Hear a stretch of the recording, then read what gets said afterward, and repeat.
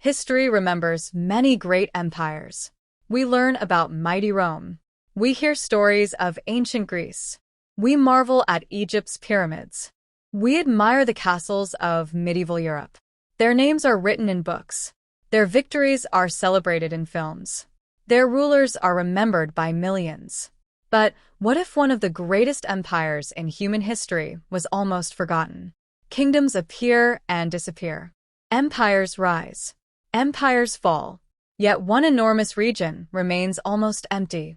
For hundreds of years, many maps showed Africa as a land of mystery. Some believed there was nothing here except an endless desert. Others imagined monsters. Many simply admitted they did not know. Mountains rise from the landscape. Villages become towns. Towns become cities. Markets begin to fill with people. Smoke rises from blacksmiths' workshops. Children laugh. Farmers harvest grain. Merchants negotiate prices. Life is everywhere. But the truth was very different. Long before many Europeans understood the riches of this continent, powerful kingdoms had already risen here. Great cities welcomed visitors from thousands of miles away. Libraries held priceless knowledge. Skilled craftsmen created remarkable works of art. Armies defended vast territories. And one empire controlled something the entire world desperately wanted. Gold. A metal that never rusts. A treasure that kings desire. A symbol of power. A promise of wealth. The scene changes. Hands carefully lift shining gold nuggets from riverbeds. Blacksmiths melt gold inside clay furnaces. Skilled craftsmen shape necklaces, bracelets, crowns, and ceremonial objects. The sunlight reflects brilliantly from every surface. Across the ancient world, gold inspired dreams.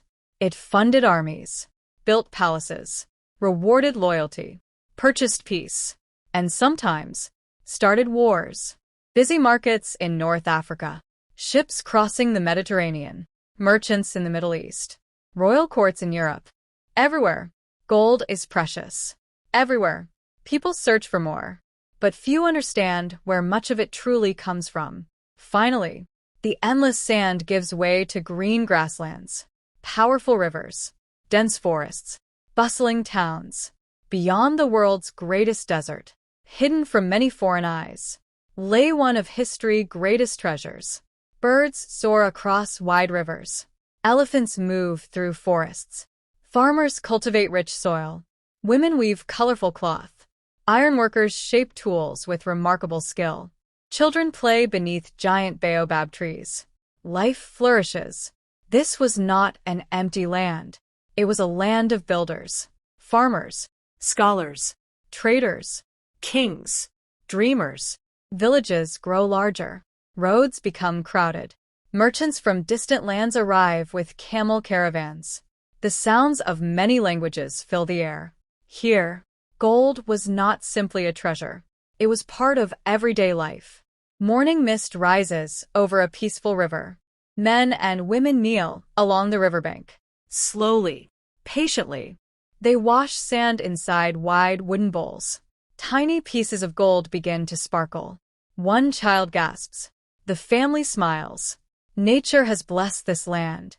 Beneath its rivers, beneath its forests, beneath its soil, lay some of the richest gold deposits on Earth. Each one works carefully. No machines. No explosions. Only human skill, human patience, human determination. Generation after generation, families pass their knowledge to their children. They understood the land. They respected its gifts. And slowly, their gold began to travel farther than anyone could have imagined. Thunder echoes in the distance. Hundreds of camels appear over a massive sand dune. Then hundreds more. Then thousands. The caravan stretches beyond the horizon. Every camel carries valuable cargo. Salt. Ivory. Cloth. Books. Spices. And gold. Lots of gold. Every year, great caravans crossed one of the harshest deserts on Earth. Their journey lasted for months. Many travelers never returned. The blazing sun, sandstorms, thirst, bandits, Heat. Cold nights. every mile tested their courage. Yet they continued. because at the end of the journey, waited for unimaginable wealth. Somewhere beyond these deserts, a kingdom was growing, then another, and another, until one empire united them all. The screen begins revealing enormous cities, busy markets, magnificent mud brick palaces, great mosques, libraries, schools, royal courts, massive walls, crowds of thousands. An empire whose wealth astonished travelers. An empire whose rulers became legends. An empire whose gold changed the economies of distant kingdoms. Soon, a ruler would sit upon this throne. A ruler whose name would echo across continents. Before the richest king in history, there was an empire. Life was everywhere. Many people imagine Africa as one endless desert, but that has never been true. West Africa was the land of many environments. Its rivers gave life. Its forests provided food. Its grasslands support farming. And beneath its soil rested one of the greatest treasures on earth. Here villages were already awake. Women carried water from nearby streams. Farmers sharpened their tools. Children laughed as they chased one another between mud brick homes. Blacksmiths lit their furnaces before sunrise. Merchants unpacked goods from woven baskets. The day had begun. The mighty Niger River curved across the landscape like a giant blue snake. Its waters are nourished fields of millet, sorghum, and rice. Fishing boats glided quietly across its surface. Every great civilization depends on water. For ancient Egypt, it was the Nile. For Mesopotamia, it was the Tigris and Euphrates. For the kingdoms of West Africa, it was the Niger River. The river connected hundreds of communities. It carried people, food, ideas, stories, trade. It became the beating heart of the region. Along its banks, towns grew larger every generation. Small markets became busy trading centers. Travelers from distant lands arrived carrying goods never seen before. The people welcomed them, not as strangers, but as partners. Several experienced miners carefully scooped sand into large wooden bowls. Patiently, they washed away the dirt. Tiny golden flakes appeared. A young boy watched with amazement. His grandfather smiled. He gently picked up one small piece of gold and placed it in the child's hand. Gold was more than a precious metal. It was a gift from the earth. But finding it requires patience. The scene shifted to miners working in forested regions. Some collected gold from riverbeds. Others dug narrow shafts into the ground using simple iron tools. Every piece they discovered represented hours of hard work. This was not a land where treasure simply lay waiting. It was earned through knowledge passed from one generation to the next. Historians know that West Africa possessed some of the world's richest gold-producing regions. Exactly how individual mining communities organized their work is not always recorded, so some scenes are carefully dramatized to help us imagine daily life. Far to the north, workers cut enormous white blocks from the desert floor. Gold was priceless. But another resource was just as important. The workers loaded giant slabs onto camels. The white blocks sparkled beneath the desert sun. Salt. The camera moved through several busy markets. People carefully exchanged small bags of gold dust for heavy blocks of salt. Before refrigeration existed, salt preserved food. It helps people survive long journeys. It protected harvests. In many places, it was worth its weight in gold. Merchants understood something simple. The South possessed gold. The North possessed salt. Trade would make both sides richer. The wind carried thousands of footsteps across the Sahara. One camel appeared, then 10, then 100, then thousands. The caravan stretched so far that its end disappeared beyond the horizon. Every traveler understood the dangers ahead. Blistering heat, freezing nights, sandstorms, thirst, bandits. Yet no one turned back. The rewards were too great. The Sahara was not a barrier. It was a highway. Experienced guides memorized stars. They knew hidden wells. They recognized every landmark. Without them, entire caravans could disappear forever. The camera followed a merchant opening one wooden chest. Inside rested carefully measured bags of gold dust. Another chest held ivory. Another contained beautiful woven cloth. The north would receive these treasures. The south would receive horses, books, fine fabrics, glassware, and salt. Both worlds became connected. The market was alive. Hundreds of voices filled the air. Different languages blended together. African merchants greeted visitors from North Africa. Scholars discussed ideas beneath shaded trees. Children watched musicians perform. Skilled craftsmen displayed leather goods carved with jewelry, pottery, and woven baskets. Trade does more than move goods. It moves knowledge. Travelers shared news from distant kingdoms. Doctors exchanged medical ideas. Teachers carried books. Religious leaders spread new beliefs. Artists introduced fresh styles. Every visitor left something behind. Every visitor carried something home. West Africa became richer not only through gold, but through learning. Several independent kingdoms scattered across the region. Each had its own ruler, its own traditions, its own soldiers, its own markets. Some were friends. Others competed for influence. Occasionally disputes broke out over trade routes or valuable resources. Long before the Mali Empire existed, many powerful kingdoms already flourished across West Africa. Each contributed to the region's growth. Each helped shape the future. The camera lingered on peaceful villages, prosperous farms, and crowded marketplaces. Although these kingdoms were successful, none yet controlled all the major trade routes. None united the region. But history was beginning to change. Dark clouds gathered over the distant hills. Rain began to fall. Lightning flashed across the sky. A child practiced throwing a wooden spear. Nearby, an elderly storyteller spoke to a circle of children gathered beneath a great baobab tree. He pointed toward the horizon. Sometimes, history changes because of armies. Sometimes because of wealth. And sometimes, because one child refuses to surrender to destiny. The old storyteller smiled as he began telling the tale of a boy who, according to tradition, was not expected to become a great ruler. That boy's name would one day become known across West Africa. His courage would unite kingdoms. His leadership would lay the foundation for one of history's greatest empires. His name, Sundiata Keita. The music swelled. The rain stopped. Sunlight broke through the clouds. Every empire begins with one extraordinary story. The first rays of the morning sun spread across the fertile plains of the kingdom of Kingaba. Birds sang from the branches of towering baobab trees while farmers prepared their fields for another day's work. The kingdom appeared peaceful. Children laughed.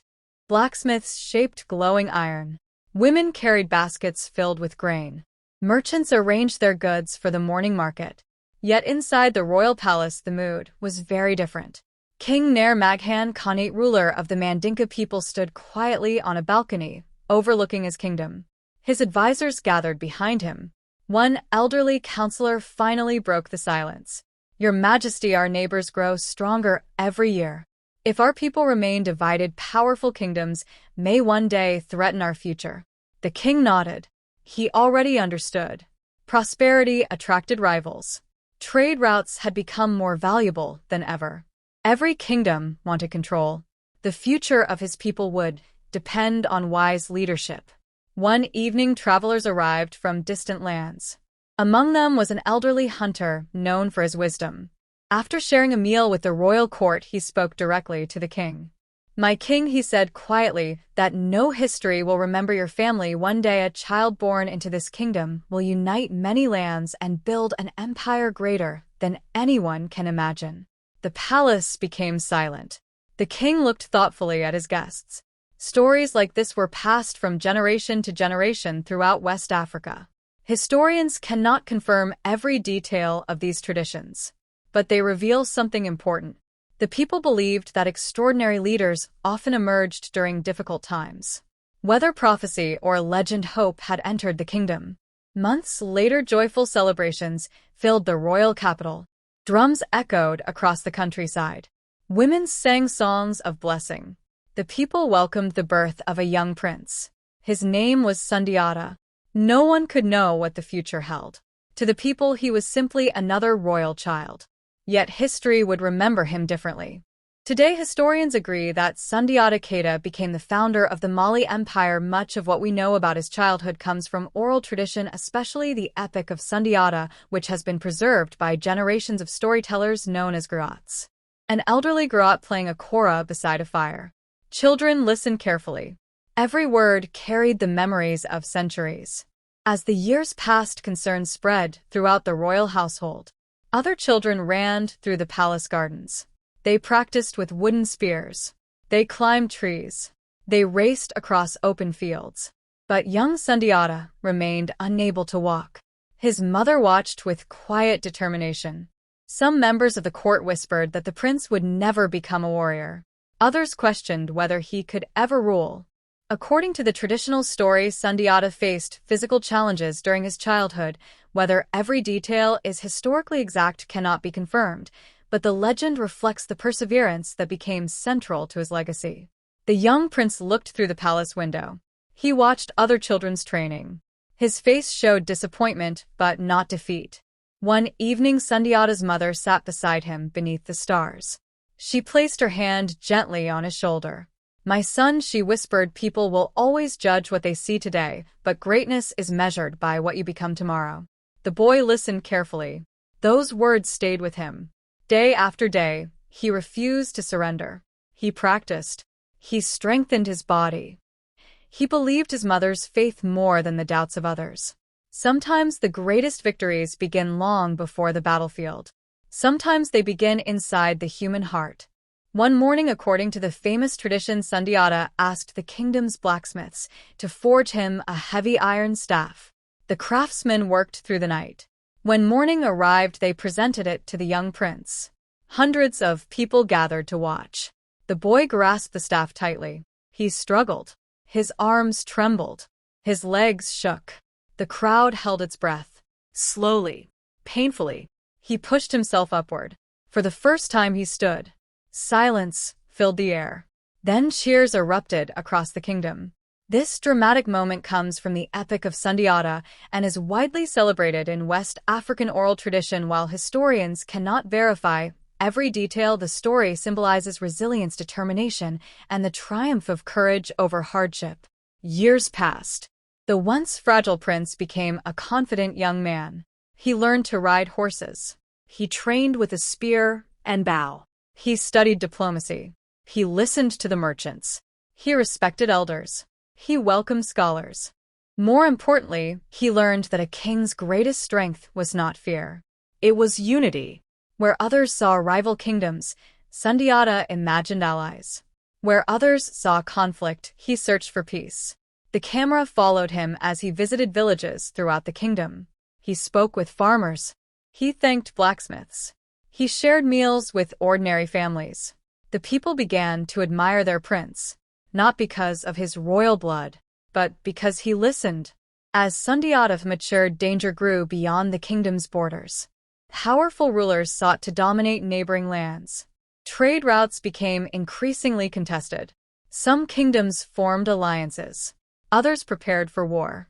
Messengers arrived carrying troubling news. Royal advisors gathered once again. The future of the Mandinka people had become uncertain. History often changes when ordinary times come to an end. The peaceful years were ending.